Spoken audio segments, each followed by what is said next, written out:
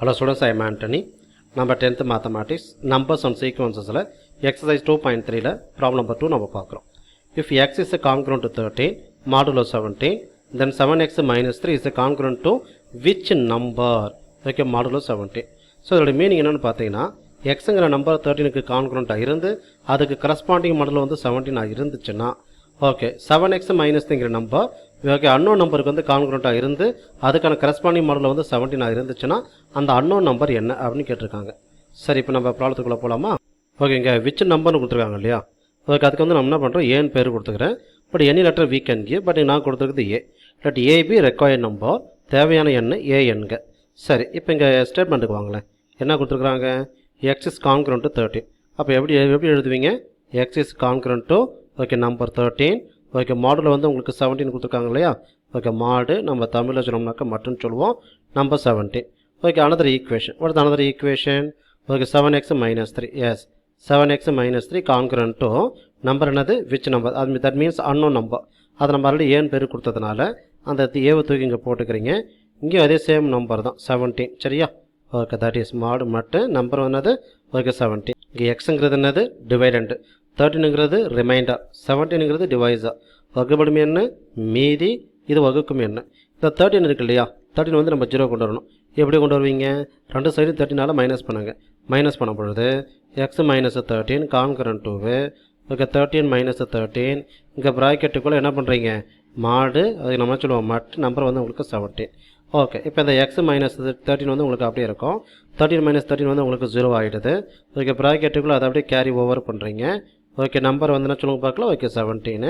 Okay, இங்கே X minus 13 okay concurrent 0, அதாவது reminder பிளேஸில் வந்து 0 இருக்கிறதுனால இதோட மீனிங் வந்து என்னென்னு பார்த்தீங்கன்னா இந்த எக்ஸ் மைனஸ் 13 வந்து எக்ஸாக்டாக இந்த 17ஆல் டிவைட் ஆகுதுன்னு அர்த்தம். அப்போ that employs X minus 13 equal to வாட்டு? ஓகே 17 என். ஓகே, அதாவது மல்டிபிள்ஸ் ஆஃப் 17 அர்த்தம். ஓகே, இங்கே என்னங்கிறது இன்டீஜர். சரிங்களா? அதாவது முழுக்க சொல்லுவோம். ஓகே, இதில் வந்து எக்ஸை டிரைவ் பண்ணுங்கள். x ஈக்குவல் டு 17 என்ன.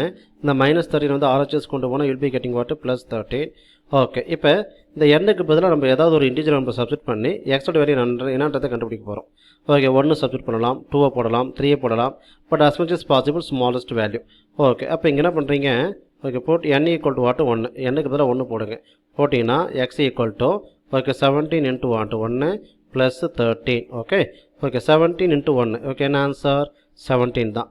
ஓகே 17 ஓகே ப்ளஸ் வாட்டு உங்களுக்கு 13. Okay, all together will be getting வாட்டு 30. அப்போ எக்ஸுக்கான வேல்யூ 30. அப்போ ஃபஸ்ட்டு கண்டிஷன் யூஸ் பண்ணி நம்ம எக்ஸை கண்டுபிடிச்சாச்சு.